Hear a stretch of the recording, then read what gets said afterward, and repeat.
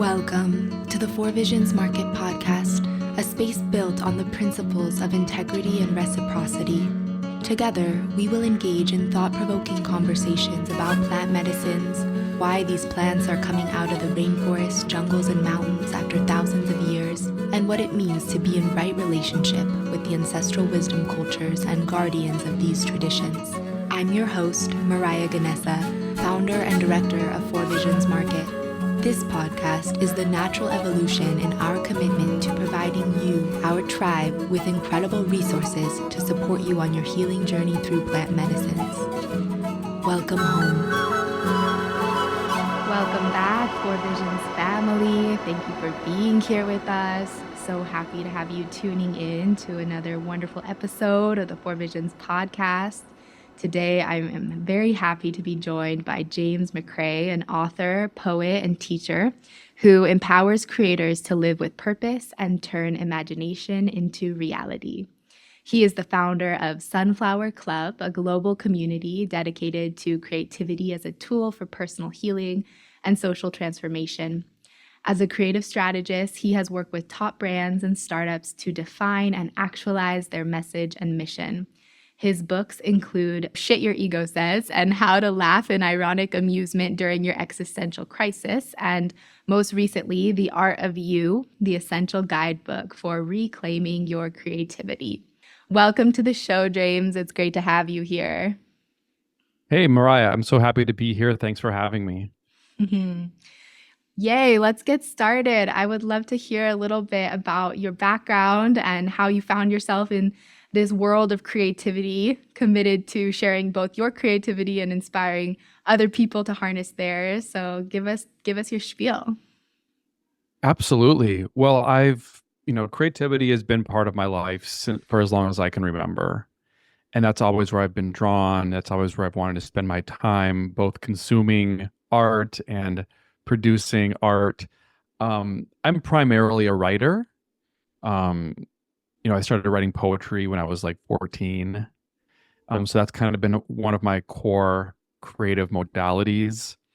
And, I always credit my upbringing to being a conducive place for me to nurture that creative spirit.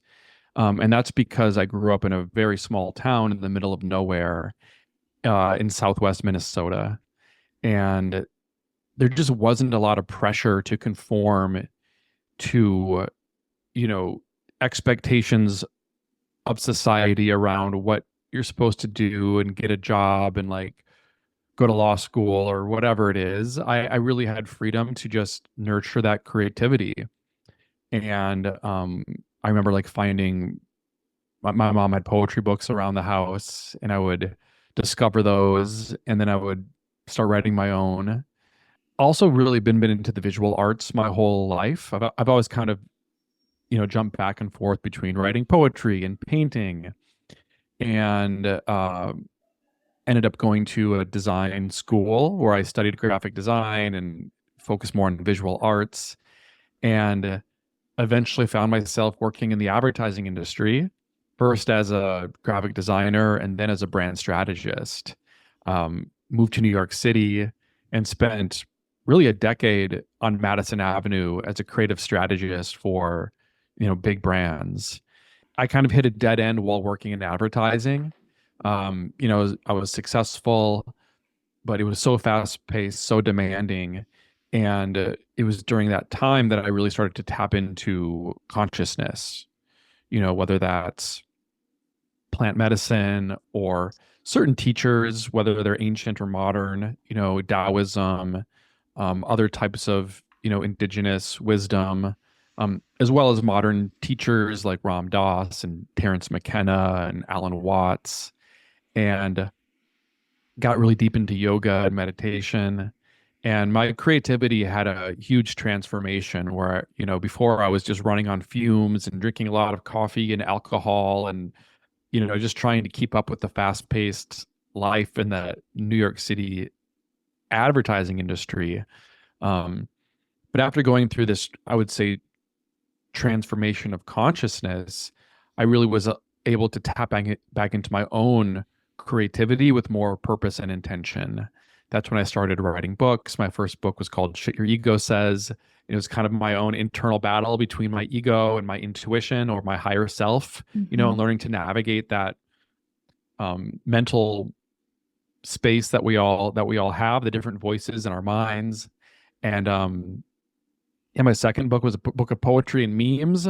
I started making memes, and really focusing on social media as a place to share and distribute art, and looking at social media as a tool and a medium of true creative expression, not just content, but using the internet and using social media to spread memes or messages. Um, so a lot of people know me for my memes, and I've just been on this path of creativity, and really felt called to step into a role of being a creativity teacher and guide and mentor, because I've spent my whole life on this path, making art, consuming art, studying art, learning from art. I believe that creativity is a spiritual path. Mhm. And some of my, gurus and mentors and guides in my life have been songwriters and poets and artists. And I've learned so much on this journey. So now, especially with my new book, The Art of You, the Essential Guidebook for Reclaiming Your Creativity, I'm kind of giving the cheat codes to the creative process. So I mentor creatives, whether that's content creators on social media, writers, artists, musicians, really to dive deeper into their own creative process and develop creative rituals, and really reach their highest creative potential. Um, so that's me in a nutshell. I love getting to hear a little bit more about your journey, and Yeah. thank you so much for sharing. Advertising gets such a bad rep, and one thing I've learned over the years is if you're selling something that is really good for people, you should be able to do that from a place of integrity. And how beautiful to get to have those skills that you have accumulated through your advertising career, and then be able to utilize those resources to support people through your other offerings that you're now developing now that are authentic and your truest service. And I feel like that's such a great story, and I actually really like talking to people who have marketing and advertising backgrounds who then walk a spiritual path, because I didn't have that, but then through Four Visions, I had to learn how to express and communicate to people why our tools and products could actually support them. And so it's a very beautiful thing to understand the psychology of selling, especially when you're doing it for someone's healing and to support the healing of the collective consciousness and the evolution of humanity. And so it's a kind of, the best of both worlds if we can really take some of those very interesting, psychology of the mind, psychology of what makes people make a decision, and apply it to really supporting people in waking up, right? And so Yeah. that's there's a lot of resonance there for me with your journey. Yeah, it's funny that I look back on my life, and so many times I felt stuck, or like I had reached a dead end, and I wasn't happy with where I was. And when I look back, I can see all of I was really gathering tools Yeah. and skills, Yeah. and having a decade of experience as a brand strategist on Madison Avenue.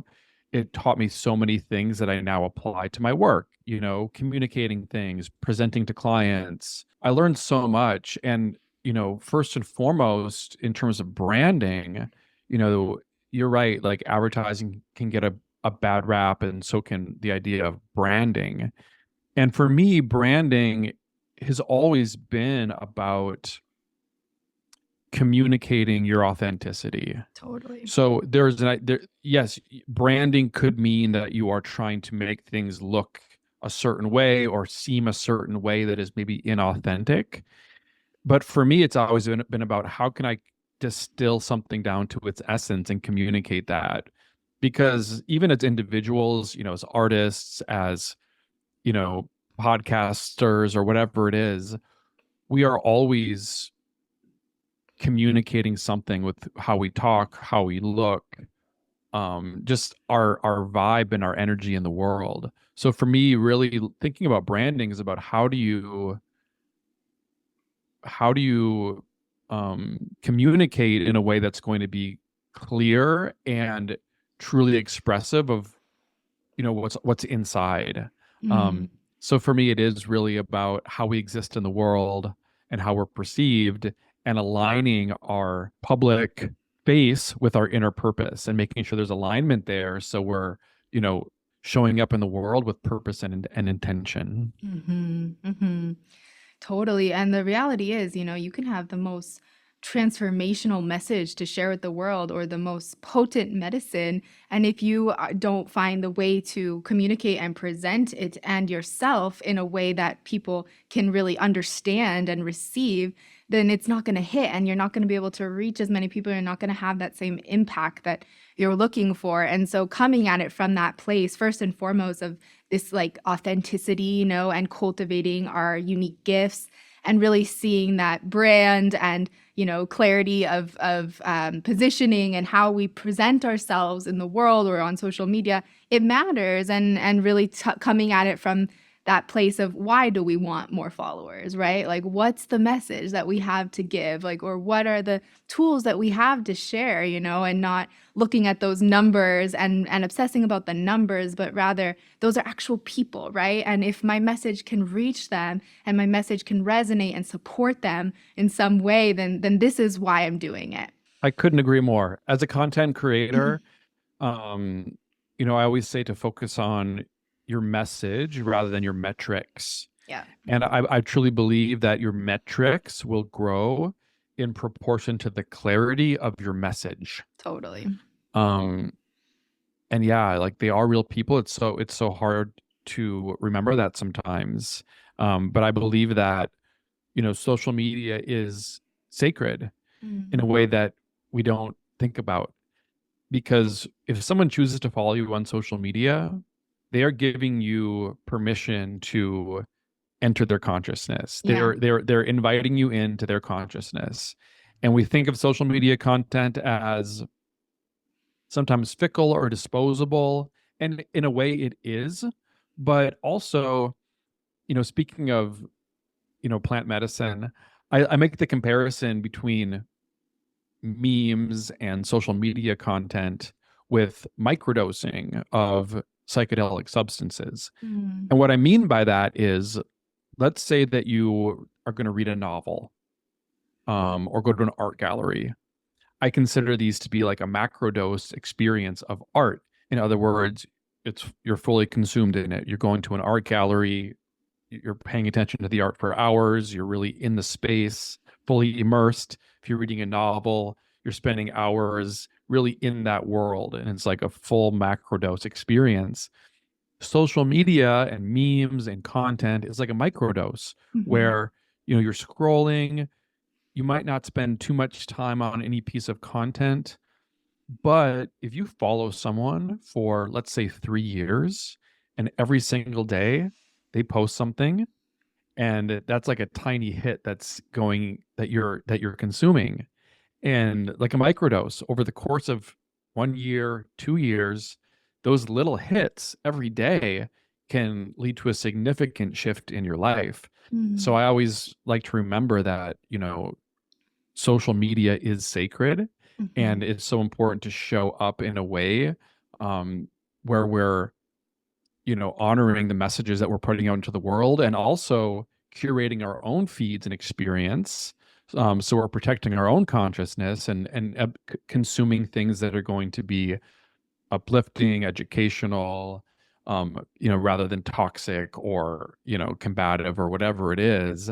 Mhm. But when we live online and spend so much time on our phones, I think there's so many ways that we can engineer that experience as creators and consumers, to make it much more of a rich and fulfilling experience. Yay, I love this. And I'm really excited to dive into this, of especially like this element of consumption and how we can have this healthy relationship. Wow, social media as sacred. I have not heard that one before, but I'm going to go with you with it because anything and everything is sacred.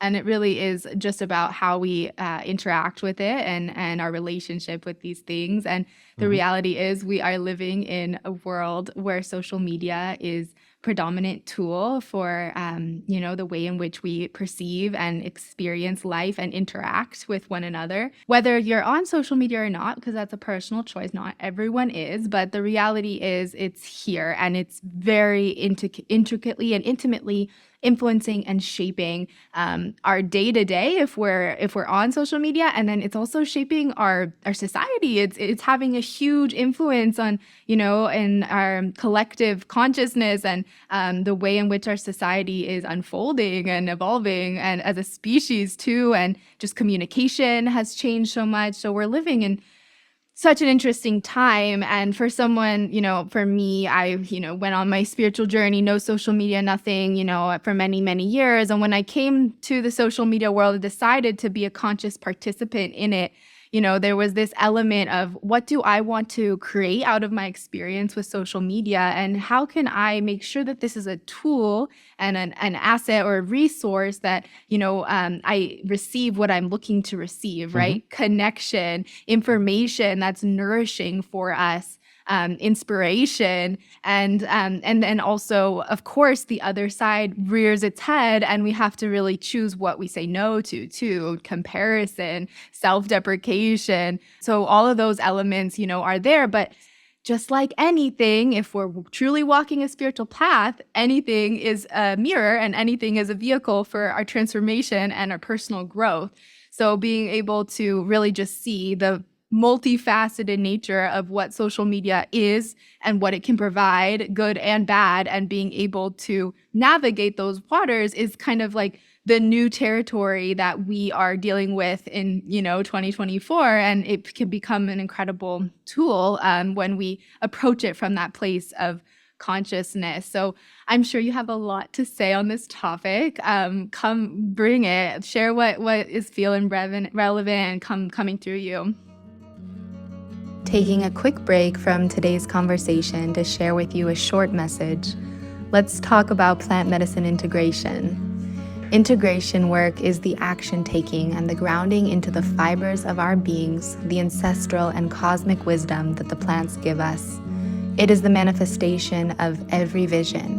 When we do it well, it becomes the true ceremony, the ceremony of life. The 4 Visions Plant Medicine Integration Program was created to support you in learning how to cultivate the unique process of translating the healing and wisdom received from the plants into your daily life. Our personalized, self-paced learning platform was developed to suit each person's unique availability and commitment levels, with as much hands-on guidance and support or autonomy as you are needing and wanting. Our in-depth curriculum is comprised of a robust digital content series, live monthly workshops, private spiritual consultations, and community connection. Our faculty is made up of renowned spiritual teachers, indigenous wisdom keepers, and integration specialists, each with unique backgrounds and decades working with the plants. We created the curriculum we wish we had had years ago when beginning our plant medicine journeys. Some of the topics we cover throughout the program are immediate integration basics, cultivating your spiritual practice, building a plant allies toolkit, how to make spiritual payments, how to deepen your connection with plants, working with Hape, Sananga, and cacao as allies, the foundations of microdosing, the art of forgiveness and reconciliation, spiritual hygiene, and plant diets. If you feel called to cultivate your integration practice or are interested in nourishing your spiritual studies and deepening your relationship with plants through a one-of-a-kind transformational container, we welcome you to visit 4visionsintegration.com to learn more and sign up. And now back to today's show. Yeah, I mean, first of all, certainly there are downsides to social media. I wish they wouldn't have like the likes and followers like so prevalent. I mean, I get why they're doing it. It's a gamification. They're trying to get people addicted to it and be in that competitive mindset, and they really do push that in a lot of ways. That can be annoying. And, I think it's so important not to, first of all, not to compare yourself to others, not to compare your likes, your followers to other people. There are a million different reasons, why that might be. Some people have just been doing it for much longer time. Um, and just because the, there's an algorithm that really impacts what people see and who sees it. And it's best not to get caught up in that game of comparison. Mm-hmm. Um, and I really do believe that, and I feel like social media in a way, it's a step towards telepathy. And what I mean by that is, I can wake up in the morning and I can go in my notes app and I can write down just an idea that I have.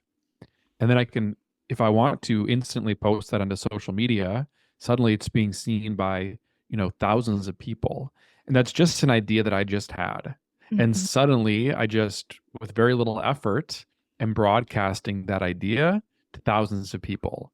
So it's this way, it's a portal between our minds. That's all it is.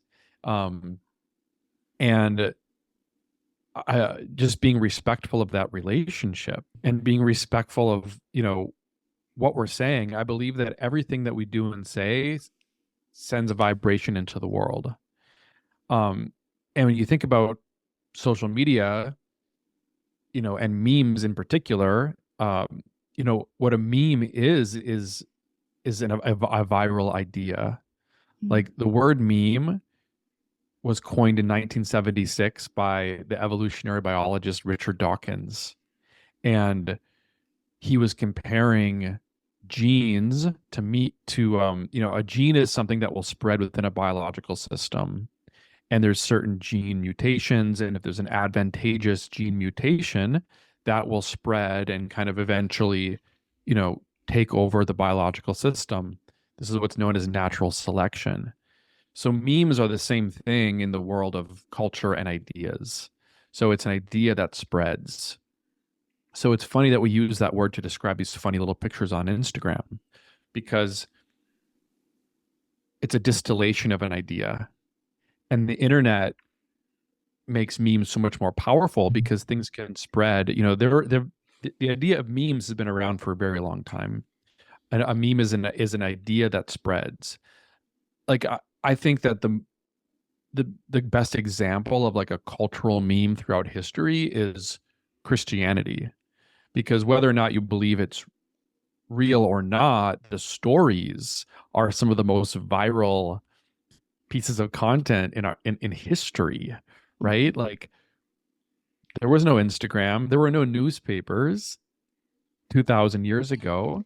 There were just a few people that talked about it, and it spread from one person to another to another to another. Eventually, it got written down on a scroll that was preserved, and these stories survived and passed on for centuries and centuries and centuries.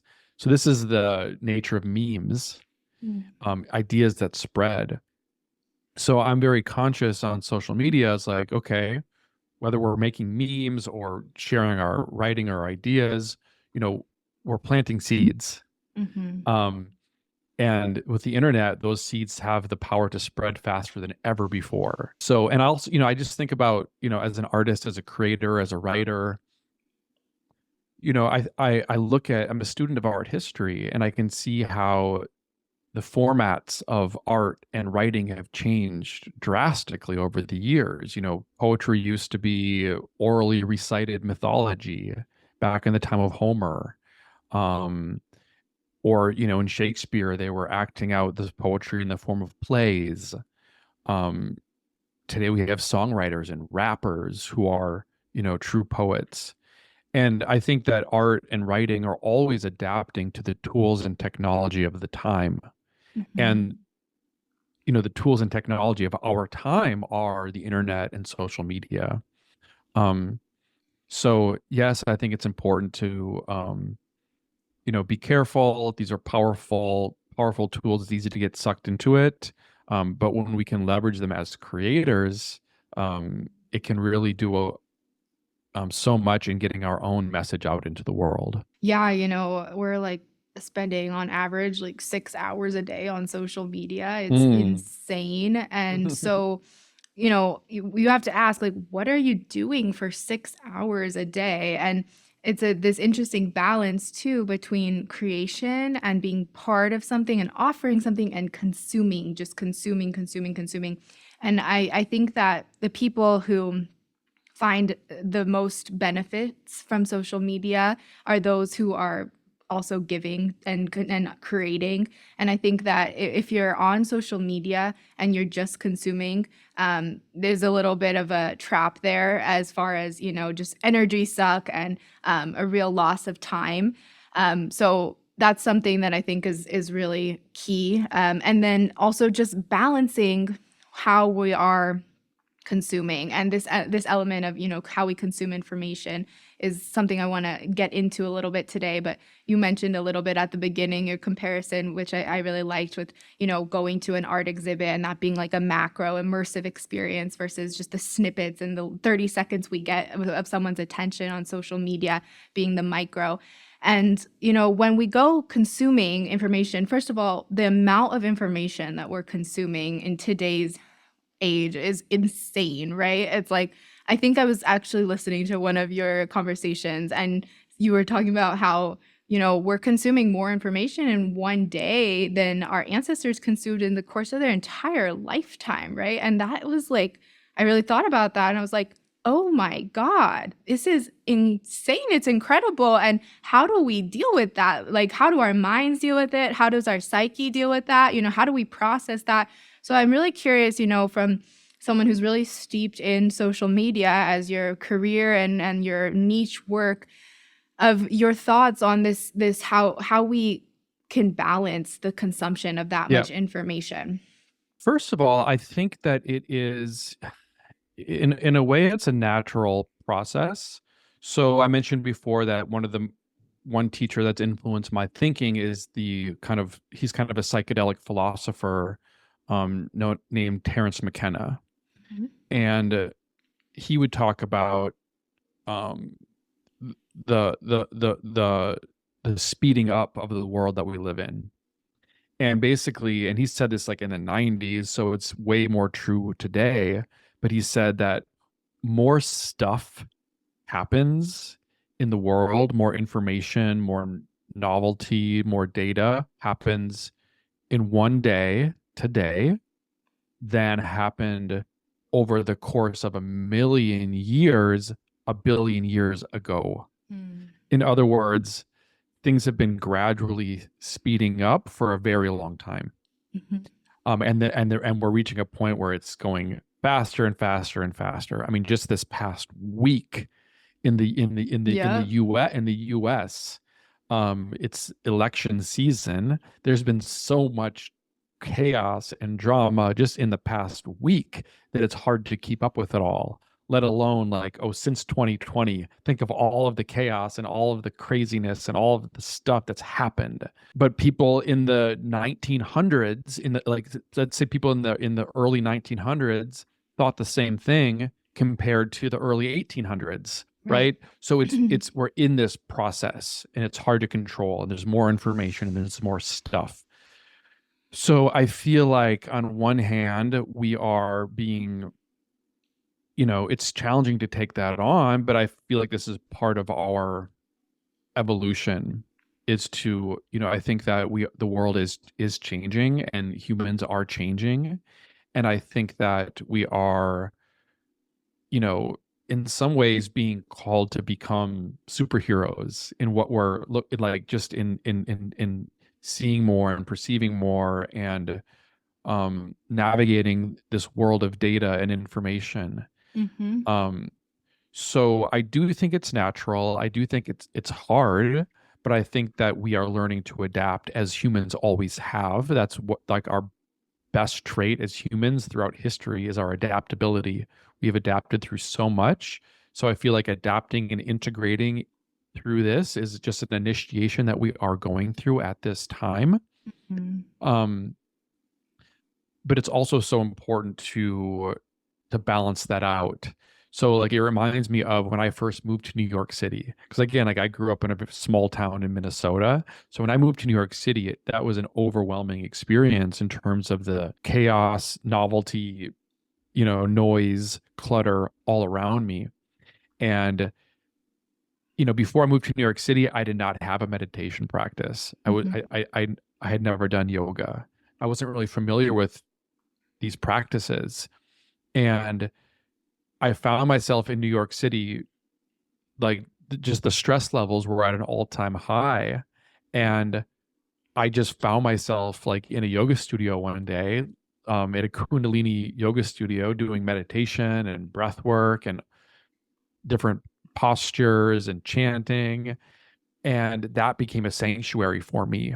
Mhm. And I don't think I could have survived in New York, or at least not, certainly not thrived, without counterbalancing all the chaos around me with some truly deep, practices. And that's why, speaking of things like plant medicine, I don't think it's an accident that now more than ever, the consciousness of plant medicine is finding its way around the world. Mhm. Because in this time of massive transition and external noise, you know, it's so important to counterbalance that with that inner presence. So things like meditation, yoga, plant medicine, mindfulness, having that inner peace is more important than ever. Um, so I would definitely recommend finding that if you haven't yet, like finding a practice that you can just really stick to. Um, and then, just balancing out the chaos with inner peace. So important. Yeah, I love what you're sharing here, and it's so interesting because today, like you said, with this evolution, we're being asked to hold more and interact with so much more, but we're also being asked to evolve spiritually too, to be able to increase our capacity to deal with life in this new form, and it's a really interesting and beautiful thing speaking to this evolution of the human psyche and the human species that, even 15, 20 years ago, yoga meditation was very fringe. And today it's Yeah. like, you're crazy. You're screwed if you don't have a meditation practice. Like Yeah. everyone knows that, right? So Yeah. it's beautiful to see the critical mass of, the spiritual path and just the value of that. And our values have changed so much over the last 100 years, not to mention the last 400, 500, but just even in the recent century, how much of a shift to really looking for that inner peace where, our great grandparents and our grandparents, they just didn't have that as a primary value, both because it couldn't be, logistically speaking. There were too many other factors in that they had to focus on, and then also just wasn't part of the societal structure that they were living in. And so for us to be in a world, to be living in a world, for those of us who have kids, to be raising children in a world where the value of happiness is actually high, and the value of peace and inner stillness and contentment, self-acceptance, that these are common things that people are actually talking about and looking for and making a priority, right? Like throw out work-life balance. Let's actually find a job that is our passion and our life service. Like that is radical, but it's happening, right? So it's a really beautiful thing to just witness in the human race and to see that, yes, so much is happening. Time is speeding up, literally, figuratively, right? Everything is happening so fast. And yet we're also evolving and meeting these new times. And then there's this other element, which you kind of touched on, but it's this element of spiritual hygiene that is now actually a requirement to be able to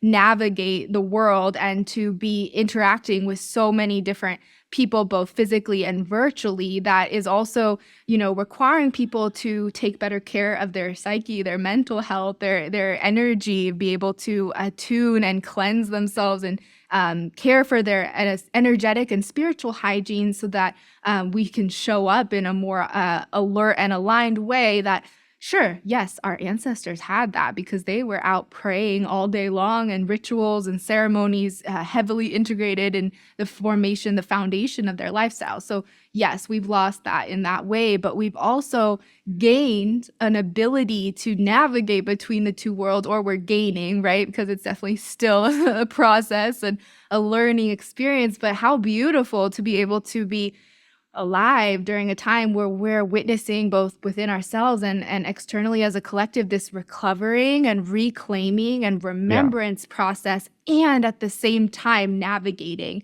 this new world that we're living in. So, that's the type of thing that's like, it's easy to go out into the hills, into a cave, become a bodhisattva, meditate all day and reach enlightenment, never interact with the world. That's the easy road now. The hard road is really learning to walk that path here with what we got, and really meeting each day from that place of presence, and understanding that the spiritual path doesn't stop when we leave our altar, but that it's in every moment, in every interaction, and really being able to see life as always teaching us, and being that forever student, always being open to learning and growing. And wow, it's really quite fabulous to just think about. And I know that my grandparents weren't thinking about life this way. So just yeah, even witnessing that, and giving thanks for the opportunity to grow and evolve, not just for ourselves, but for our ancestors and for the next generations to come, and just seeing that multidimensionality of the evolutionary process. absolutely. There's a phrase that I hear bubbling up a lot these days, and that is ancient future. Hmm. And this idea of the future is ancient. And it's like, what a funny juxtaposition of words. And like, what does that mean? It means that, it's so fascinating. And I think that the universe and the earth knows how to balance itself out. So we are living in the age of artificial intelligence, right? Like digital machines, AI, um, are everywhere and they're accelerating so quickly.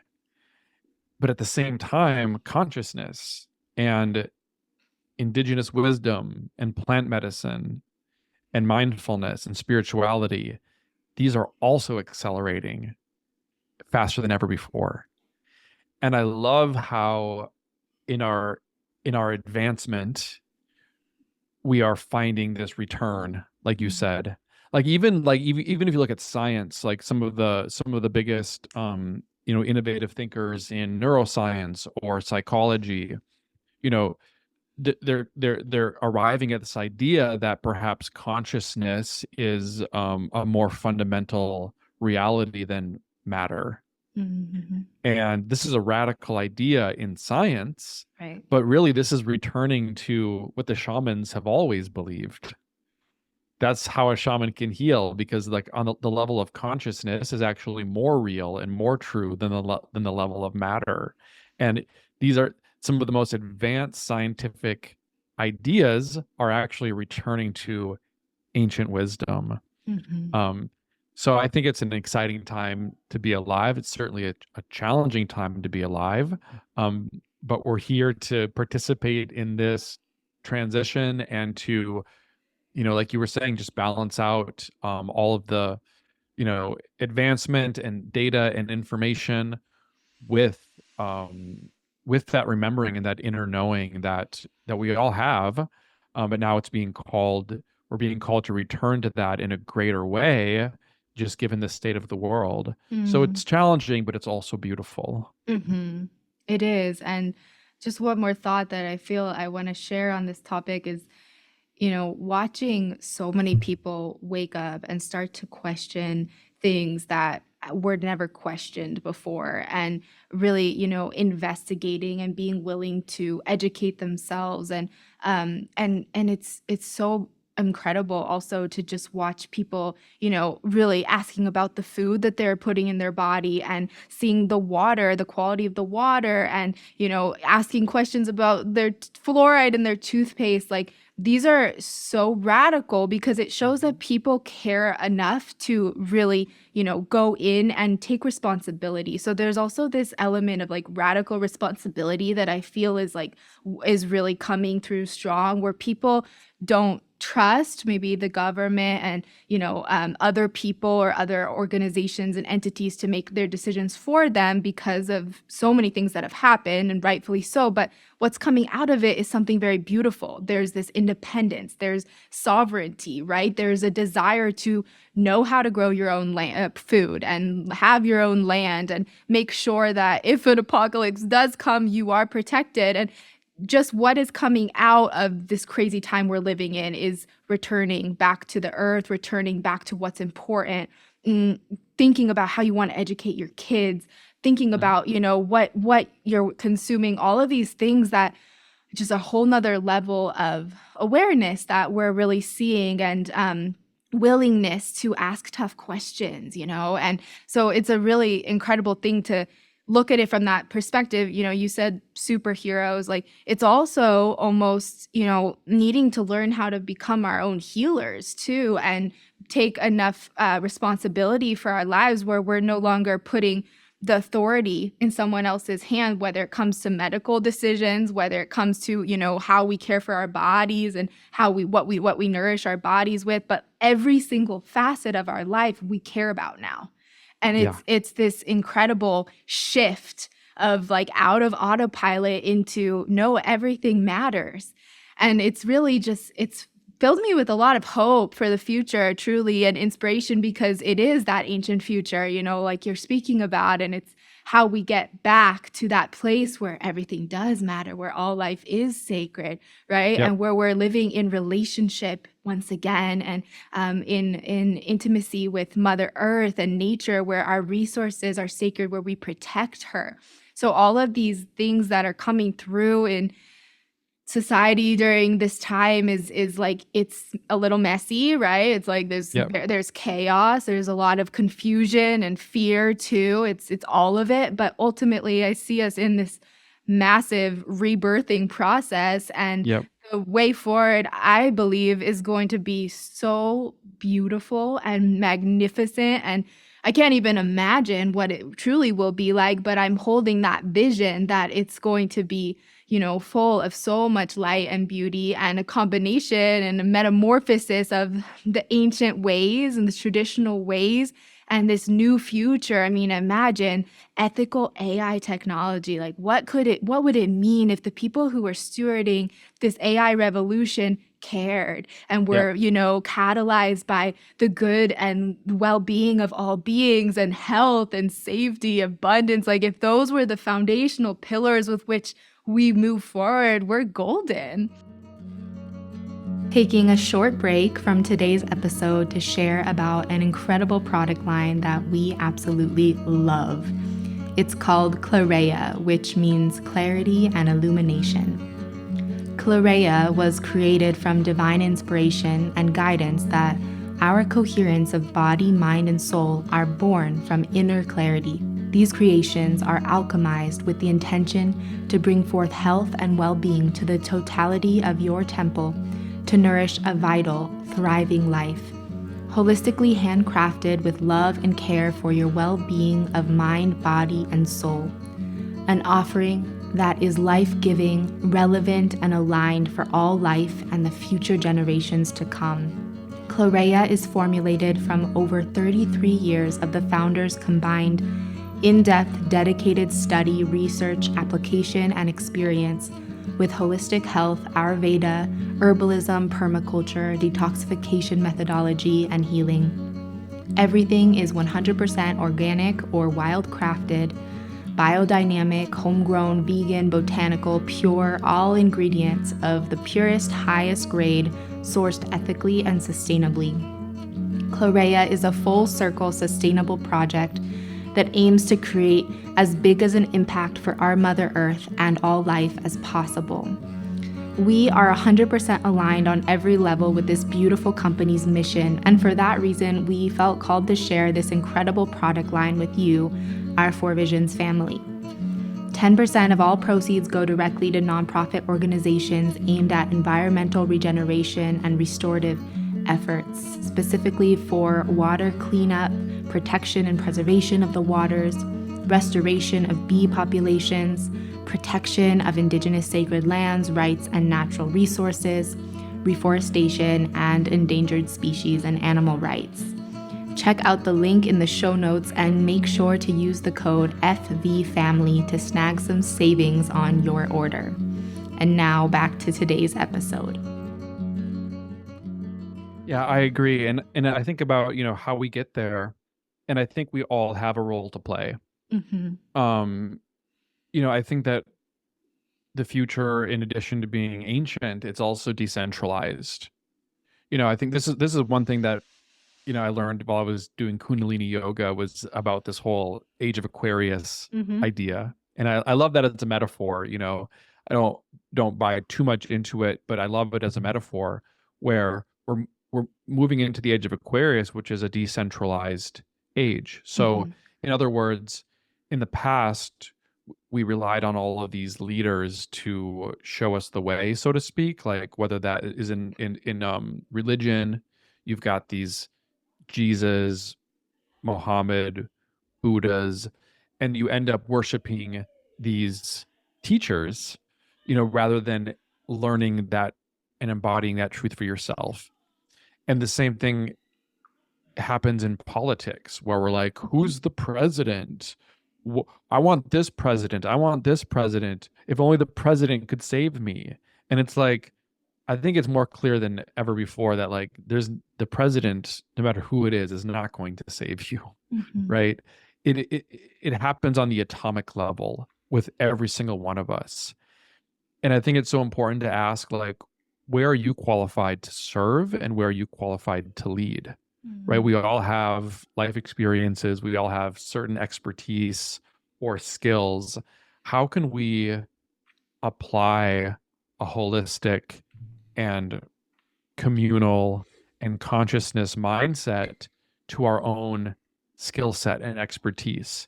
And instead of waiting for someone else to waiting for a better leader, how can we be better leaders? Mm-hmm. And that doesn't mean becoming the president. It means how are you showing up in your life with the people around you, your friends, your family, like embodying that change on the ground level, is how we get there. So for me as a creative, what that looks like is, I look at the history of creativity and, we'd have these great artists that were put on a pedestal. Mm-hmm. Pablo Picasso, the Beatles, like these untouchable geniuses, Mm-hmm. right? And this is a construct that comes from capitalism where everything is on a pyramid. Mm-hmm. So you've got these amazing artists that are put on a pedestal, and those are the people that are given permission to be artists. And it's like, well, yeah, talent is one thing, and success is one thing, but creativity is our nature. So you talk about like returning to nature, and I believe that creativity is our nature. Mm-hmm. I think creativity is natural because creativity is not about making art per se. That's one expression of it. But I think it's about reclaiming the sovereignty of our own consciousness to navigate uncertainty and make decisions. And we're really creating our lives. Creativity is the ability to bring our imagination to life. That could mean anything. And that could mean, collectively birthing a new world. Mm-hmm. So that's the perspective I take with creativity is it's when we reconnect with our creativity, that the inner artist is the inner child. And Mm-hmm. when we can heal our relationship with creativity, we are healing the inner child. And we're chipping away those social constructs that try to put us in a box and you know limit our capacity to express the deepest parts of ourselves. Yeah, like restoring the alchemical power of creativity to heal and to Mm-hmm. transform. Because I think that when we look at creativity and even my own writing process, what I'm doing is I'm looking within myself and I'm finding where there's like maybe stuck energy or, an emotion that is being suppressed. And then creativity is what allows us to release that and express that. Um, so yes, you might make great art and, be a published author or professional artist. That's also not the point. There is inherent value to the creative process that is healing. Mhm. So I think that it is part of our transformation as a collective is, you know, reconnecting with our creative nature. I think of, we all have a body and our bodies are animated by the spirit of source creation, Mhm. right? Um, so it's about letting that come through us, and being conduits to that energy. So we all have the capacity to be creative, to express ourselves. And it's more for me about unlearning the social conditioning that keeps us, that distracts us from our creative nature. So it's more, in all of this, creativity included, unlearning is the first step. Mhm. Unlearning our cultural conditioning and, peeling off these layers of illusion and the masks that we have been wearing for centuries. Um, and really returning to that on that soul level of who we really are. So we can do that in so many ways. And for me, like that creativity is where I've been personally, called to serve and where I'm looking to, um, regenerate how we approach creativity. And Mhm. I think we need to do the same thing with business and with the economy and obviously with like our natural resources. Um, but I think that collectively, when we all just tend to our own garden and we all do a good job, like, um, in our own immediate surroundings, that will collectively have a ripple effect. And that's how the world actually gets transformed, is on the micro level, not waiting for some president to sign a law that fixes Mhm. everything. Mhm. Yeah, 100%. With mentioning the pyramid and just the hierarchy of the professionals, I think, a good example also is just professional athletes, like, because we put them on pedestals too, but does that mean we stop playing soccer if that's like, our form of sport? No, of course not, right? And so I think we have to do the same thing with creativity. It's like, of course, there are the ones who are here to offer art to the world, and that may or may not be your path. But either way, creative expression is something that is available and accessible to all beings. And not only that, it's an inherent part of our well-being, is that Mhm. connection to that creative channel. My relationship with creativity has very much been in correlation with my spiritual practices, and I see, creativity as that offering to source, to spirit, and not making art or music for anyone else to consume or listen or enjoy. And if that's the outcome, great. But ultimately recognizing that intimate connection where we are a channel, a vehicle for the creative spark of life to come through us and to have that experience, that's very intimate experience, right? It's an intimate experience with self and with the force of life. And that's what we are needing to nourish ourselves. And I feel that element of creativity as part of a spiritual practice, creativity as part of our spiritual nourishment to fortify our souls and energize ourselves, our minds, and our passion for life itself is an integral part of, our healing and our awakening process, and also our empowerment process, like claiming our power, finding our strength, finding who we are. You can't do that without tapping into your creativity. Yeah. Like they're synonymous essentially of like, once we connect with our authentic medicine and whatever our gifts of are, however we like to channel that in time and the same time weaves the threads of the tapestry of coming home to who we truly are and finding, our seat within that essence of the purity of who I am as this person, Mariah, in this body, and really being able to get in deeper touch with our inner power, our inner strength, our inner connection.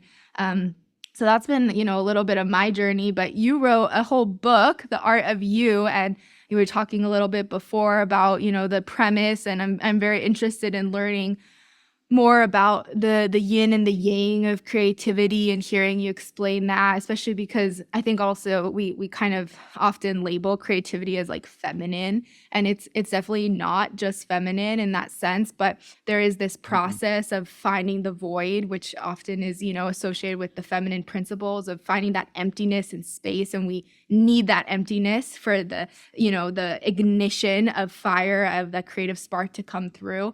And so I'm excited to hear you share a little bit more about the foundation of the book and your principles and how you apply it. Yeah, absolutely. I mean, I think that, first of all, when we suppress an emotion, or let's say we experience a traumatic event and we suppress it, you know, there's the saying, the body keeps score. Yep. And our body absorbs everything that happens, and we can either suppress it or we can express it. And I think when we suppress our own creativity, we're suppressing our nature. And the same way that if you suppress a negative emotion, it's going to get stuck, and it's going to atrophy and decay and lead to sickness. Mhm. And I think the same thing happens when we suppress our creativity. It is our nature. And similar to nature, the book is really based on Taoism, and the Taoism is kind of to describe the nature of the universe, and like the Tao is the universe, and it kind of tries to um, unpack the principles of how the universe works. And central to Taoism is the yin and the yang, and these are energies that you know impact every facet of life, including you know men and women. You know, the yin is typically associated with the feminine, and it's really about being receptive and listening. And for me, this is where creativity starts. Like, our culture is so action oriented and obsessed with productivity and results that we're living in a very yang dominant society. It's all about action, doing, comparing and measuring. And but when we are not connected with that yin, that inner purpose, that receptivity, our work is not going to be rooted in purpose or intention or meaning, and it's not going to go anywhere. But at the same time, you can be very connected with the yin, you can be inspired, you can feel intuitive. Um, but without the yang to balance that out, you're not going to finish projects or launch projects, or bring it to life. So my book is really divided into the yin and the yang of creativity, and really how to unlock each stage of the creative process. So like the first chapter of the book is called The Art of Doing Nothing. And it's really about cultivating that inner stillness. And again, unlearning all of these cultural conditioning that we have that tries to put us into a box, or conform our nature based on social expectations. So really doing nothing and giving yourself time to reclaim your own energy. This is so important for all of us to get off that hamster wheel of capitalism, of just work, work, work, and and reconnect with that inner presence. So stages of yin are going to be about like working with your imagination and transmuting emotion into fuel for creativity, and like setting an intention. And this is like half of the creative process, and it's before any work is actually being done. um so you can't see it, but it's like gardening. It's like, if you want to grow food, you need to plant the seeds, and before you can harvest the crops and turn them into and cook them into a meal, you really need to cultivate that soil and plant the seeds and water the soil and make sure it's getting the right sunlight. And you can't see anything happening yet, but there is no art, no creativity without this stage of yin, and the stage of cultivation. And then yang is about action. That's when we take our ideas and we develop our own unique style, and we experiment with our technique, and we develop rituals to show up consistently.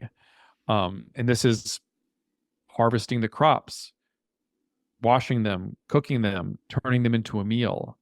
Um, so just having that right balance of being and doing, it's really aligned with our own nature, and both are equally important to creativity. And it's like, um, I always feel like the artist is like truly non-binary, in the sense that the artist dances between worlds, and the artist has that intuition, but the artist also is a doer. And you know, you have to bring your ideas to life as well.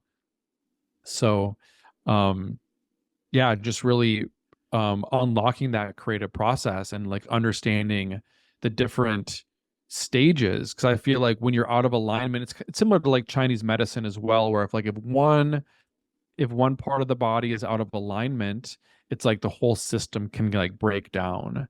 So it's like if you are trying really hard to be an artist, and you're writing and you're writing and you're writing, but you've never really learned how to cultivate your intuition, or how to listen to the muse and like download ideas, you're going to have writer's block, because you're trying to produce, but you're not like really in that place of receptivity that's going to generate that flow state.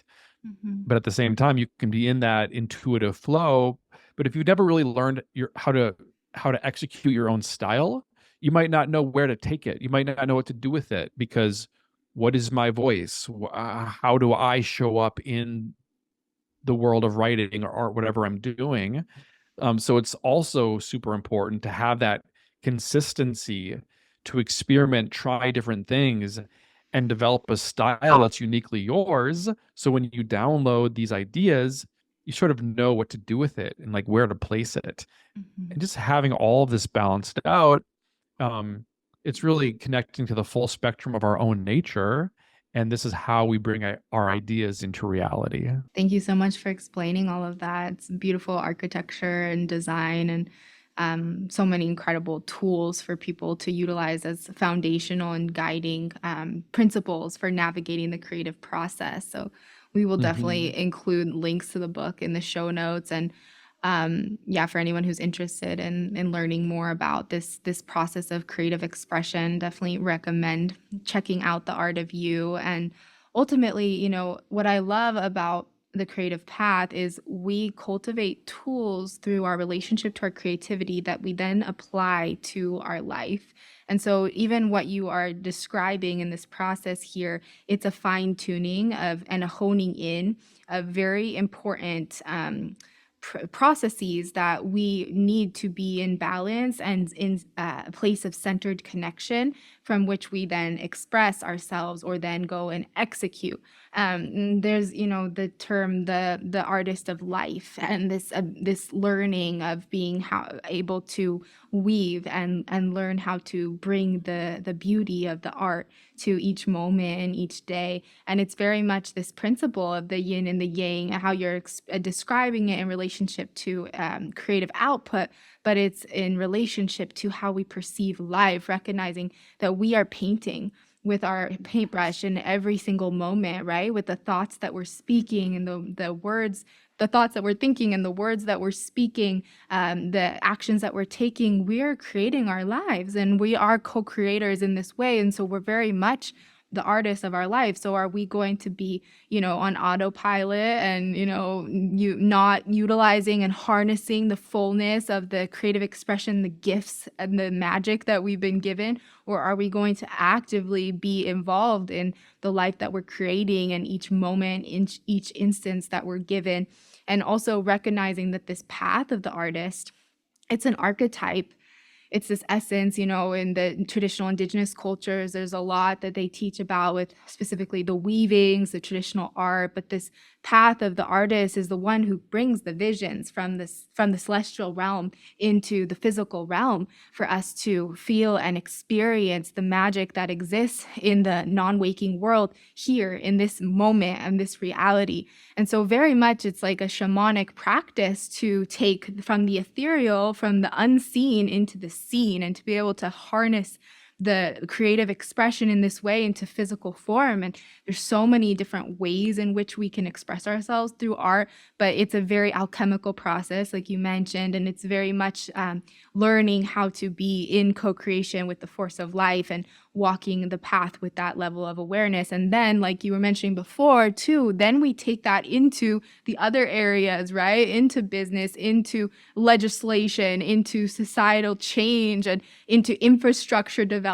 And that is the type of energy that we want solving our problems, right? That's the solution that we want. That's where we want solution to come from. We don't want it to come from, the other side, just the thinking mind, the doing, the, checking off the boxes, driven by money, greed, and power. No, we want it to come from this all-pervading power that has no limits. That's infinite, right? Creativity is infinite. It really speaks to that infinite potential, infinite energy that we can call upon too, with all of just tying it all back with the societal evolution that we spoke about in the first half of the conversation. It's like, it's all one. It's all there for us to utilize and to align and resource ourselves with. You said it better than I could. We are always co-creating with the universe every second of the day. And actually, I like to say that like the poet is a shaman of language, because it is about, like, I think that, like, there's one the etymology of the word shaman can be traced back to something like the one who can see in the dark. Mm-hmm.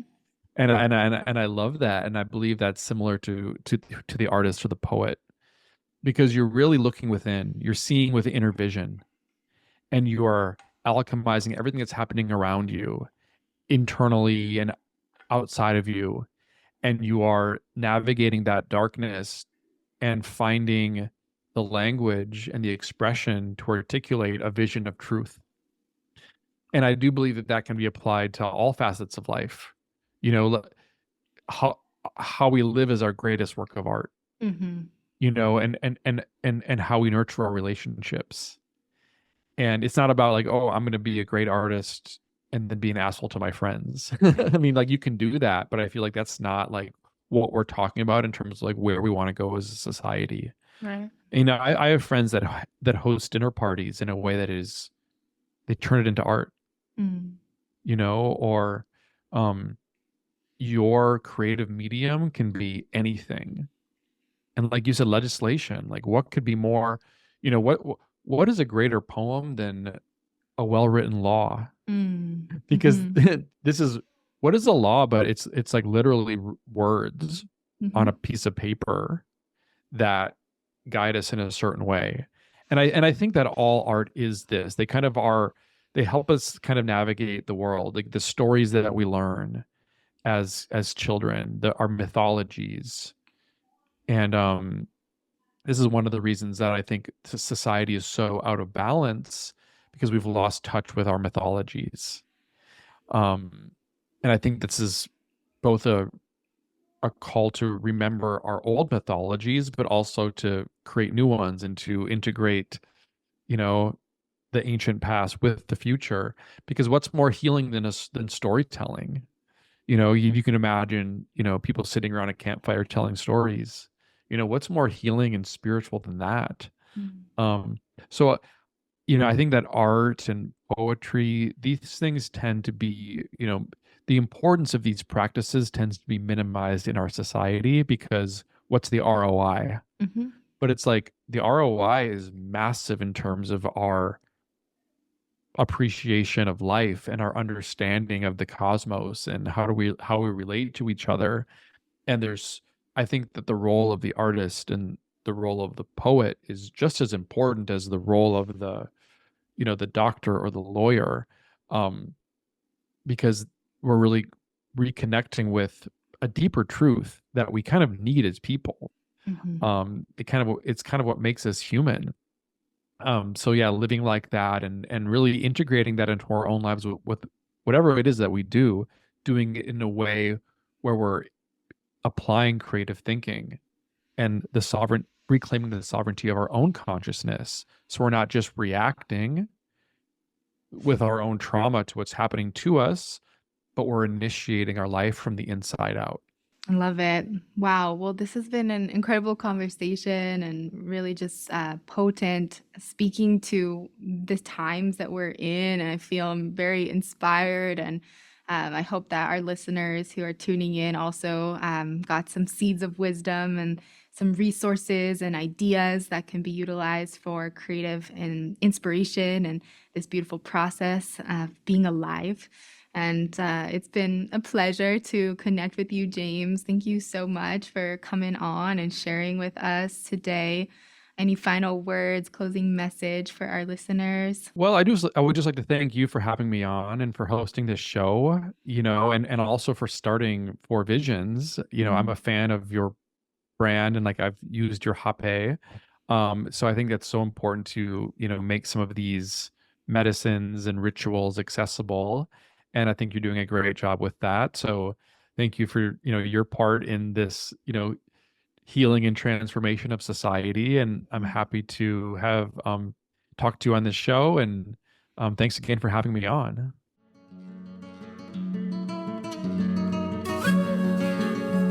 On behalf of the Four Visions family, we want to thank you for listening to our podcast. We hope you have enjoyed this conversation and have gained seeds of wisdom that will nourish your spiritual path.